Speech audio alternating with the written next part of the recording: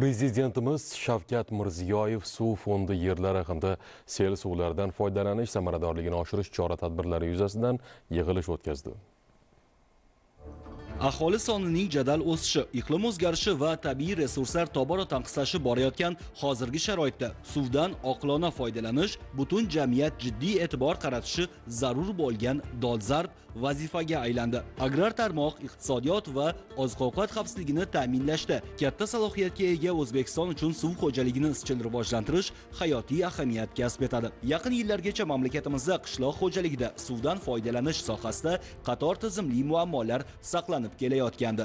Jumladan eskirgan irrigatsiya tarmoqlarida katta hajmda suv yo'qotilishi, tuproq kanallarda suvning singib ketishi, samarasiz sug'orish usullari, suv resurslarini hisobga olish va taqsimlashning zamonaviy mexanizmlariga yetishmasligi, suv tejovchi texnologiyalarni joriy etish darajasining pastligi soha rivojiga to'sqinlik qilardi. Ayniqsa suv tanqisligi kuchayib, iqlim sharoiti o'zgarib borayotgan bir paytda dalalarda suvdan nooqilona foydalanish muammosi yanada keskin sezilayotgandi. Shu bois 2017-yildan boshlab davlatimiz rahbarining tashabbusi bilan mamlakatimizda suv xo'jaligini isloh qilishga qaratilgan mutlaqo yangi va kompleks yondashuv yo'lga qo'yildi. Suvdan oqilona foydalanish masalasi davlat siyosatining eng ustuvor yo'nalishlaridan biri sifatida belgilandi. So'nggi yillarda sohada infratuzilmani modernizatsiya qilish, suvdan foydalanish samaradorligini oshirish va zamonaviy agrotexnologiyalarni joriy etishga qaratilgan keng ko'lamli ishlar amalga oshirildi. Eng muhim yo'nalishlardan biri sifatida suv tejovchi texnologiyalarni ommaviy joriy etishga alohida e'tibor qaratildi.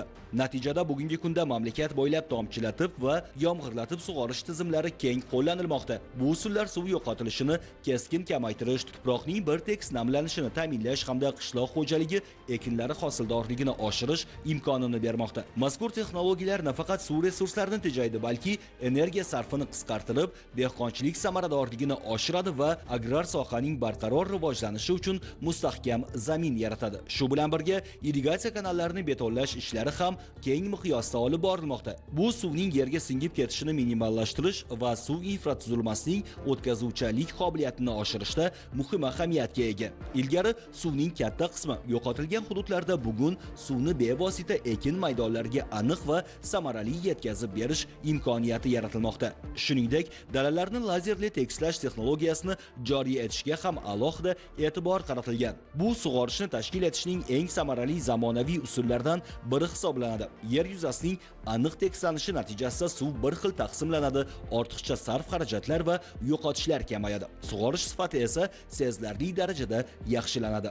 Bunday sa'y-harakatlar amalda suvdan oqilona foydalanishning mutlaqo yangi madaniyati shakllanayotganidan dalolat beradi. Yana bir muhim yo'nalish sel oqimlari suvlardan samarali foydalanish va ular asosida sug'orish uchun maxsus suv zaxiralarini shakllantirish masalasidir. An'anaviy suv resurslari cheklangan sharoitda bu qishloq xo'jaligini qo'shimcha suv manbalari bilan ta'minlash, agrar ishlab chiqarish barqarorligini oshirish va mamlakat tabiiy salohiyatdan yanada samarali foydalanish imkonini beradi. Ayniqsa mavsumiy sel oqimlari kuzatiladigan hududlarda muhandislik va tashkiliy ishlar to'g'ri yo'lga qo'yilsa, bunday suv manbalari muhim qo'shimcha resursga aylanishi mumkin. Ayniqsa suv xo'jaligini rivojlantirish masalasiga mamlakatimiz yetakchisi tomonidan alohida e'tibor qaratilmoqda. Hududlardagi suv xo'jaligi obyektlariga tashriflar, mas'ul rahbarlar va sohaviy tuzilmalar oldiga aniq vazifalar qo'yilayotgan yig'ilishlar bu boradagi ishlar izchil va tizimli olib borilayotganini, suv resurslaridan oqilona foydalanish masalasi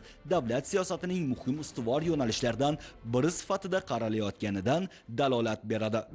Bugun davlatimiz rahbari Shavkat Mirziyoyev suv fondi yerlari hamda sel suvlardan foydalanish samaradorligini oshirish chora-tadbirlari yuzasidan yig'ilish o'tkazdi. Ta'kidlanganidek, mamlakatimizda suv resurslaridan oqilona foydalanish, irrigatsiya tarmoqlarini modernizatsiya qilish va suv tejamkorligini ta'minlash davlat siyosatining muhim yo'nalishlaridan biriga aylangan. Bu borada amalga oshirilayotgan ishlar o'z samarasini bermoqda. Xususan, yurtimizdagi 150 ming kilometr daryo va kanal o'zallarini betonlash ishlarining boshlangani qilingani natijasida yiliga 1.3 milliard kub metr suv tejalmoqda. Bu Navoiy viloyatining 1 yillik suv iste'moliga teng. Qayd etilganidek, shu kunga qadar 2000 kilometr magistral kanal betonlashtirildi. 721 kilometr kanal, 525 kilometr lotok va yopiq tarmoqlar qurildi. Ushbu maqsadlarga 3 trillion so'm ajratildi. Natijada 858 ming gektarda suv ta'minoti yaxshilanib, 51 ming gektar yer qayta foydalanishga kiritildi. Yig'ilishda suv infratuzilmasini nafaqat texnik obyekt, balki iqtisodiy aktiv sifatida ko'rish zarurligi ta'kidlandi. Bugun dunyoda daryo, kanal, suv omborlari va ko'llar bo'yida turizm, dam olish,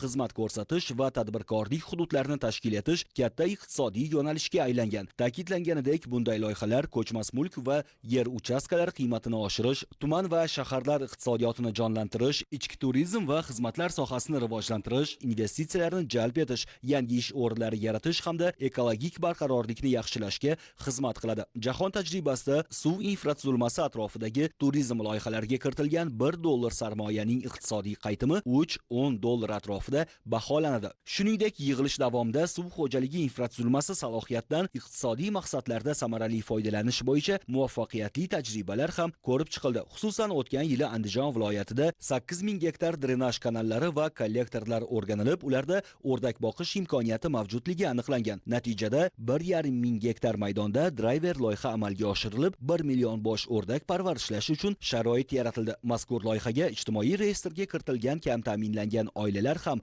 jalb etilib, ular uchun qo'shimcha daromad manbai yaratildi. Joriy yilning o'zida tadbirkorlar tomonidan quvvati 400 ming boshgacha bo'lgan inkubatorlar tashkil etildi. Ta'kidlanganidek, ushbu loyiha aholini parranda go'shti bilan ta'minlash masalasini hal etishga ham xizmat qilmoqda. Shu bois mutasaddilar va hokimlar suv infratuzilmasini iqtisodiy samara beradigan loyihalarga aylantirish ustida tizimli ishlashi zarurligi qayd etildi. Buning uchun qator yangi imkoniyatlar yaratiladi. Jumladan, qirg'oqlar yuvilishi va suv bosishiga sabab bo'layotgan qumshag'alni qazib olishga ruxsat beriladi. Suv va sel suv omborlari, kanal, kollektor, tabiiy ko'l va gidrotexnika inshootlarini tuproqdan tozalash ishlariga tadbirkorlar tendersiz jalb qilinadi. Suv va sel suv omborlarida suvdan bo'shagan yerlar ekin ekish uchun auksion orqali ijaraga beriladi. Shu bilan birga ayrim hududlarda mazkur imkoniyatlardan yetarlicha foydalanilmayotgani qayd etildi. Ta'kidlanganidek, suv fondiga tegishli uchastkalarda tadbirkorlik, turistik va ko'ngilochar obyektlar qurish imkoniyati bo'lgan 100 ming gektar yer maydoni aniqlangan. Ushbu yerlarda 100 ming aholining bandligini ta'minlab, yiliga 220 milliard so'm qo'shimcha daromad manbaini yaratish mumkin. Mutasaddilarga suv fondi yerlarni ijaraga berish, monitoring qilish, shartnomalar tuzish va hisobotini onlayn yuritish bo'yicha axborot tizimini ishga tushirish topshirildi. Kosmik tadqiqotlar agentligiga daryo o'zanlari va suv xo'jaligi obyektlaridan qazib olinadigan qum shag'al hajmini aniq hisoblash va tegishli idoralarga taqdim etish vazifasi qo'yildi. Yig'ilishda sel toshqin suvlardan foydalanish masalasi ham atroflicha ko'rib chiqildi. Ta'kidlanganidek, iqlim o'zgarishi tufayli so'nggi yillarda qisqa vaqtda kuchli yomg'irlar ko'paymoqda.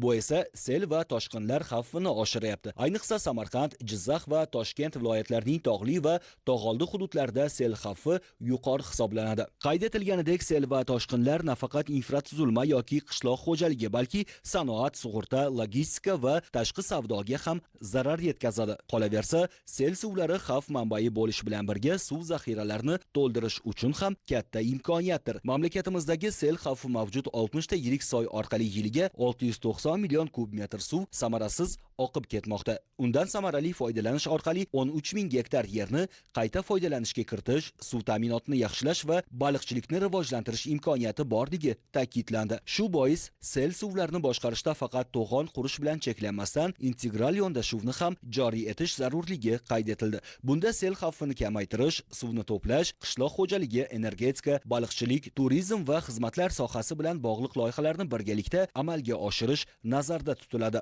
Yig'ilish yakunida davlatimiz rahbari tomonidan mutasaddilarga suv infratuzilmasini iqtisodiy faollik manbaiga aylantirish, sel va toshqin xavflarini kamaytirish, suv zaxiralaridan samarali foydalanish va mazkur yo'nalishda xususiy sektor ishtirokini kengaytirish yuzasidan qator topshiriqlar berildi.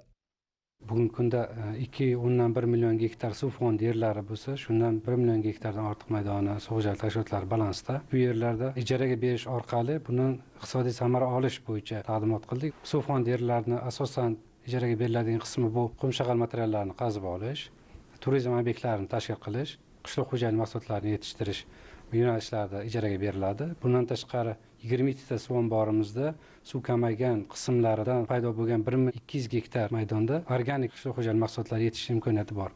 Ya'ni o'tgan yillardan biz tajriba qilganmiz. Asosan bu dukkakli ekinlar, ya'ni takroriy ekin sifatida yetishtiriladigan ekinlar. Buni asosiy qismini maosh tashkil qiladi. Bu organik mahsulotlar to'liq eksportga yo'naltiriladi. Bundan tashqari, O'zkosmos agentligi bilan biz suv omborlarida loyiha hajmlarini aniqlab chiqqanmiz.